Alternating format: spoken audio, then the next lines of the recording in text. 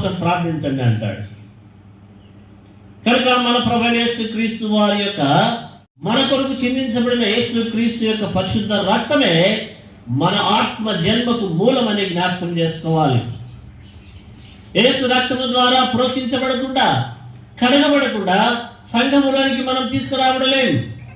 యేసుక్రీస్తు ప్రభువారు 33.5 సంవత్సరాలు ఈ లోకములో జీవించారు. 3.5 సంవత్సరాల కాలములో తన పరిచర్యను ప్రారంభించినప్పుడు శిష్యులను ఏర్పాటు చేశాడు. అనేకులను తన చేతికి ఆహ్వానించాడు.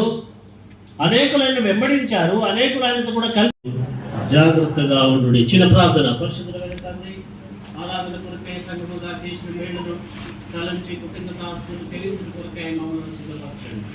లేఖన భాగం ద్వారా మీరు మాతో మాట్లాడండి. కుడికొని పడి ఉజ్జీవింప చేయండి.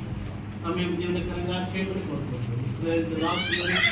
మా మీద స్థలమంతటి మీద మీ అమూల్యమైన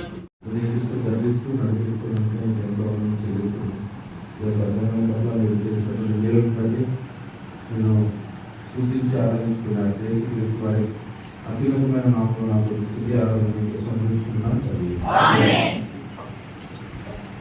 ఒకదాని కాకపోయినను నీవు నన్ను ఆదరించి నీ దాసురాలు నాకు నా యందు ప్రేమ కలిగి మాట్లాడదు కనుక నా ఎడల నీకు కటాక్షం కలిగి నా యందు ప్రేమ కలిగి మాట్లాడదు.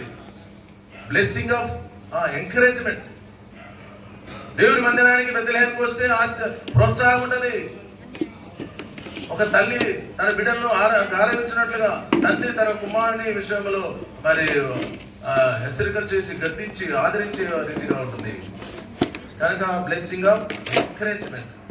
నా యందు నువ్వు ప్రేమ కలిగి మాట్లాడు కనుక ఎంకరేజ్, ప్రోత్సాహ ఆశీర్వాదము దేవుని మందిరంలో మనకు దొరుకుతుంది. అది 3వది.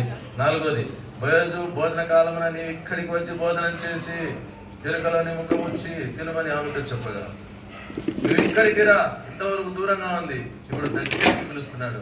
బ్లెస్సింగ్ ఆఫ్ ఫెలోషిప్, సహవాస ఆశీర్వాదం. ఇంతకంటే ఆశీర్వాదం ఏముంది ఈ లోకంలో? ధనవంతులకు, ఐశ్వర్యవంతులకు